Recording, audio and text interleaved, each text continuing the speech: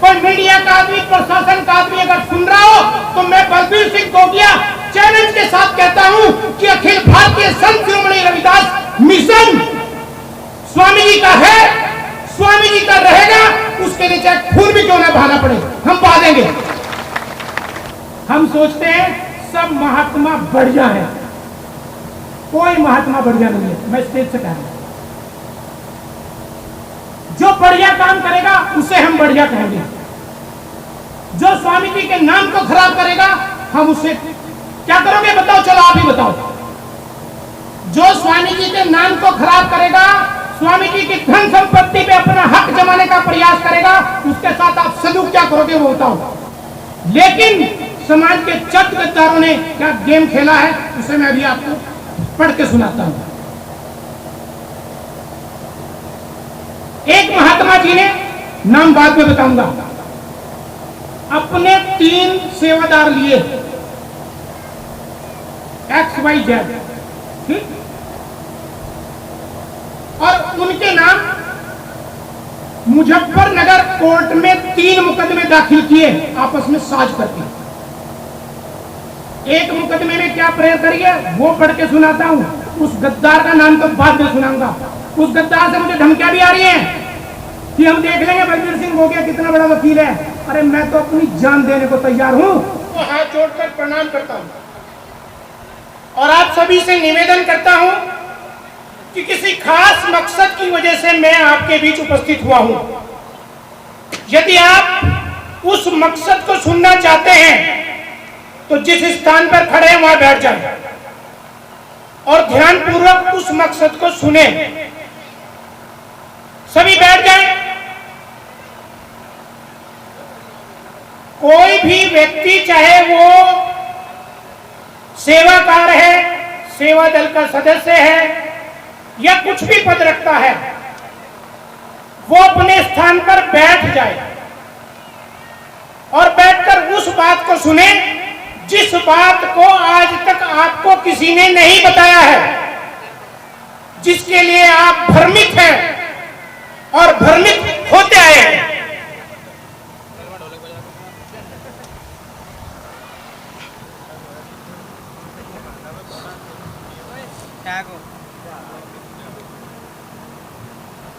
हम सभी यहां क्यों इकट्ठा हुए हैं? इसलिए इकट्ठा हुए हैं क्योंकि सभी सतगुरु स्वामी समनदास जी महाराज के सेवक हैं। ये बात सही है? दोनों हाथ उठा के बताएं कि स्वामी जी के सेवक हैं या नहीं है? ये बात बिल्कुल सही है। हम जो एक सूत्र में बंधे हैं, एक तार में बंधे हुए हैं, एक जगह एकत्रित हुए हैं, उसके पीछे क्या है? उसके पीछे सतगुरु स्वामी समनदास जी महाराज हैं। वो सदा थे, सदा हैं और सदा रहेंगे। ये आप सभी बात भली बात जानते हैं या नहीं जानते हैं? स्वामी जी है या नहीं है? ठीक है। अब मैं आपको स्वामी जी द्वारा किए गए कार्यों का विस्तार से बताऊंगा और जिन लोगों ने उनके साथ व आपके साथ छल किया है उस बात को भी विस्तार पूर्वक बताऊंगा। किसी व्यक्ति की यदि कोई टीका टिप्पणी है, वो संयम से बैठे और समझे। जब समाप्त हो जाए सत्संग या बाकी चीजें, वो संबंधित कमेटी से उस बारे में वार्ता कर सकता है और उस संबंधित कागज प्राप्त कर सकता है। बिल्कुल ठीक है। सबसे पहले एक जयकारा लगाएंगे ताकि दूर दराज तक पता लगे कि यहाँ स्वामी समनदास जी महाराज के सेवक इकट्ठा हुए हैं। बोलो सतगुरु स्वामी समनदास जी महाराज की जय। बोलो सतगुरु स्वामी समनदास जी महाराज की जय। सतगुरु की प्यारी साथ संगत, स्वामी जी ने अपने जीवन काल में बचपन से ही, बाल्यावस्था से स्वामी जी ने धर्म का प्रचार किया क्योंकि वो स्वामी थे, स्वामी है। ये मुझे आपको बताने की आवश्यकता नहीं है।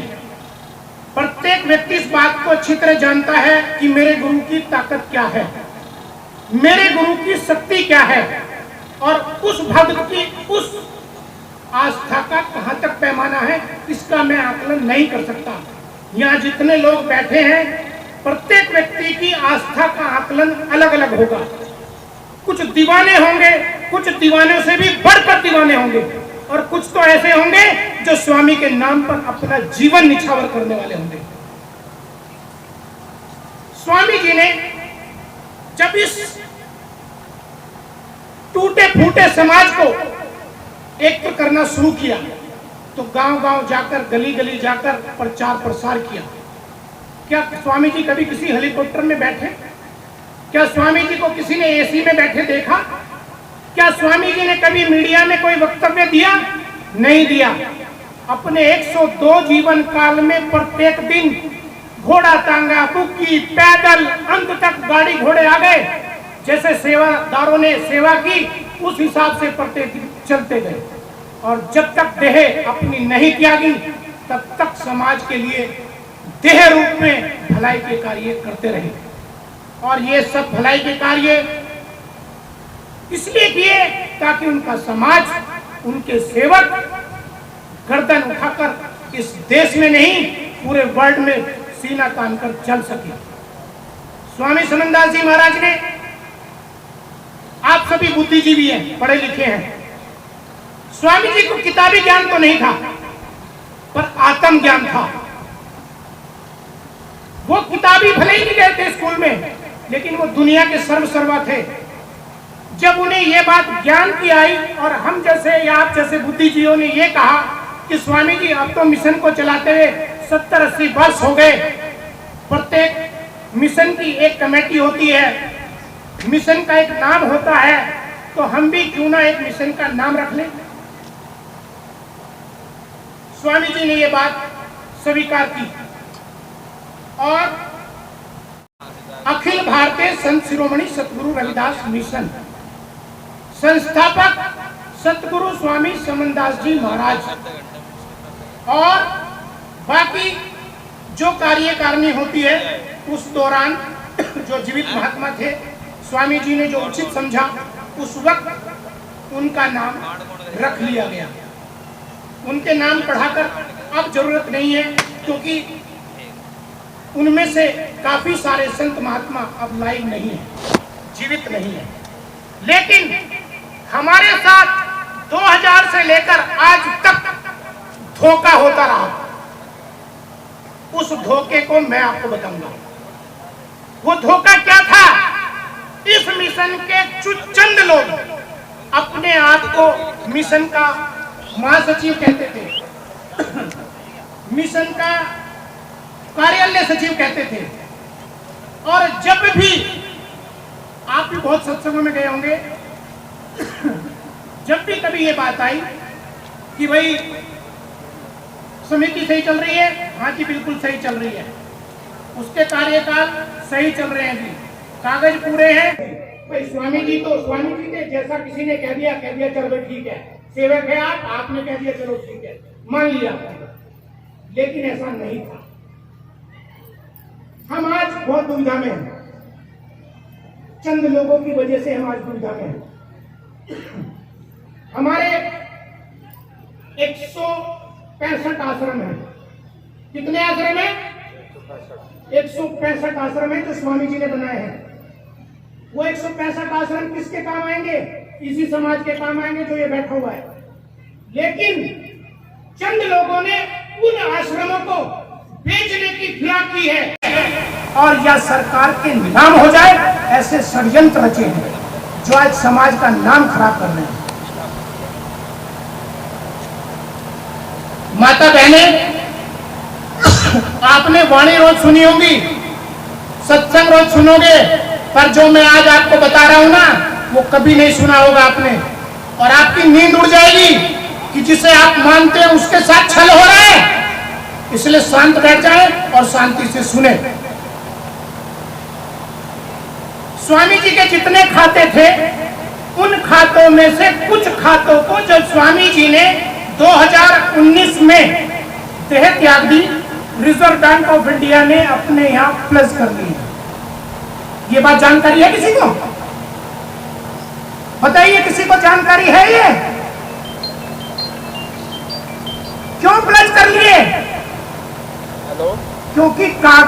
हुए नहीं थे, झूठ बोल रहे थे लोग। 20 वर्ष तक इस संस्था का पैन कार्ड नहीं था। जो बात मुझे यहाँ नहीं बोलनी चाहिए, शर्म की बात है। इस संस्था का जब स्वामी जी ने देह त्याग दी और एक मीटिंग हुई कि स्वामी जी के आश्रमों को, स्वामी जी की संपत्तियों को लोग बेचने की फिराक में हैं या सरकार उनको अपने कब्जे में लेने की षड्यंत्र रच रही है, तो आपके बीच कुछ संत महात्माओं ने एकजुट होकर, कुछ प्रबुद्ध व्यक्तियों ने एक संस्था मीटिंग बिठाई कि ऐसा नहीं होना चाहिए। स्वामी जी ने अपने खून से सींचा है इसको, पसीने से नहीं सींचा, खून से सींचा है। अपने 102 वर्ष की देह में भी जब शरीर इतने मोटे मोटे पैर हो रहे थे, तब भी सेवकों के लिए सेवा। जहां गुरु को कह दिया, गुरु कभी नहीं जाते, पर हमारे तो गुरु ऐसे थे, सेवक के घर पे जाते थे। जिस गुरु ने भी ये कह दिया, गुरु जी मुझ पे आपत्ति आ गई, कह रहा चल तेरा कल्याण हो जाएगा, मैं आ रहा हूं वहीं पे। ऐसे थे हमारे गुरु। 22 वर्ष तक इस संस्था का पैन कार्ड नहीं था। स्वामी जी के साथ झूठ बोला गया कि हम हर साल इसकी इनकम टैक्स रिटर्न जमा करा रहे हैं। यह है पैन कार्ड जो 2022 में इशू हुआ है, और ये आप भाइयों ने इशू कराया है। ये पैन कार्ड है। अभी आगे आते हैं। जब ये पैन कार्ड आया,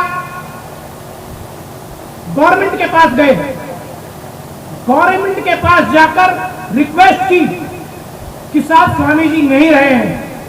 स्वामी जी जो जैसा करते आए, उनके सामने कोई सरकार नहीं आई, कोई अधिकारी नहीं आया, हमको रास्ता बताइए। उन्होंने कहा आप 22 वर्ष की अपनी ऑडिट कराएं। हमने 22 वर्ष का ऑडिट कराया। सब ये मेरे पास प्रमाण है। और इसकी जब से पैन कार्ड जमा हुआ, जिस दिन से पैन कार्ड इशू हुआ, अखिल भारतीय संत शिरोमणि सतगुरु रविदास मिशन का रिटर्न जमा किया गया, ITR जमा किया गया, 165 आश्रमों का लेखा जोखा सरकार को दिया गया, जिसमें हम पर लगभग कहनी नहीं चाहिए मुझे बात, क्योंकि आप तो घर वाले हैं, दीवारों के भी कान होते हैं। हम पे बहुत बड़ी पेनल्टी लगी है, जिसको हम आपको नहीं बता सकते, लेकिन हम और आप सब उस पेनल्टी को भुगत लेंगे। कानून सबका लिए बराबर है, सबका हिसाब होगा। स्वामी जी कहते थे ना, सबका हिसाब होगा तो सबका ही हिसाब होगा।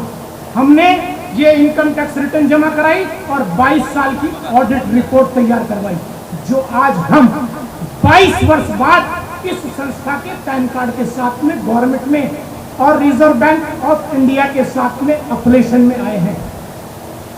22 वर्ष तक हमसे झूठ बोलते रहे लोग। क्यों? वो सिर्फ स्वामी जी का इस्तेमाल करना चाहते थे, वो स्वामी जी के धन की उगाई कर रहे थे। इसके अंदर बायलॉज के अंदर साफ साफ मेंशन है कि जो आजीवन सदस्य होगा वो 3000 रुपए पे करेगा, और जो सदस्य होगा वो 100 रुपए पे करेगा। जनता से बहुत उगाई हुई है, 3-3 हजार रुपए सबसे दिए गए, लेकिन सब रजिस्ट्रार के यहां पे किसी का कोई सिंगल एक नाम जमा नहीं है। आप ये सोच सकते हैं, आपका मिशन जो अखिल भारतीय है, जो वर्ल्ड है, उसके कागज नहीं भर रहे थे लोग, सिर्फ महात्माओं को ठग रहे थे, जनता को ठग रहे थे और अपनी जेब भर रहे थे, और वो भी स्वामी जी के नाम पर।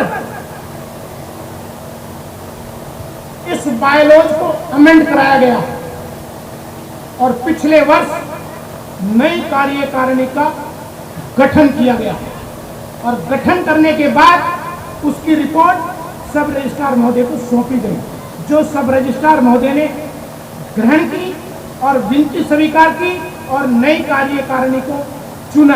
और वो किस प्रकार है वो सुन लीजिए।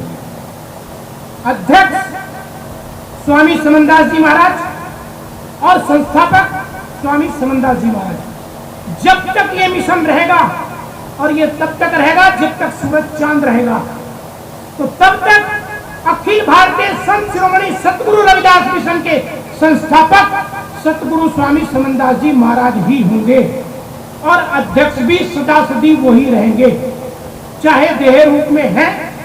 हम तो कहते आज भी हैं, बाकी का हमें नहीं पता। हमारे तो गुरु जीवित है, इसलिए आज हम उनका जन्म उत्सव मना रहे हैं, क्योंकि हमारे गुरु जीवित हैं। हम उनका जन्म उत्सव मना रहे हैं। इस संस्था के अकॉर्डिंग सितंबर माह में प्रत्येक वर्ष अधिवेशन होना चाहिए और कार्यकारिणी का गठन होना चाहिए। और जो आपने एक वर्ष में लेखा जोखा जो हिसाब किताब किया है, जो आपने कमाई की है या नुकसान किया है, उसका आपको गवर्नमेंट को हिसाब किताब देना होता है। अब सरकारें वो नहीं रही हैं, अब सरकारें डिफरेंट प्रकार की हैं। अब सरकारें तेल में से, घी में से तेल नहीं निकालती, तिलों में से, अब तेल में से भी तेल निकालने वाली है। वो सरकारें हैं। और आप जैसे समाज को तो सरकार चुन चुन के रगड़ने वाली है, ऐसी सरकारें हैं। कौन चाहता है रविदास जी को? कौन चाहता है सतगुरु स्वामी समनदास जी महाराज को? कोई नहीं चाहता। आज आप किसी भी शिव जी महाराज का, हनुमान जी का, किसी भी भगवान का मंदिर बनाइए, रातों रात खड़ा हो जाता है।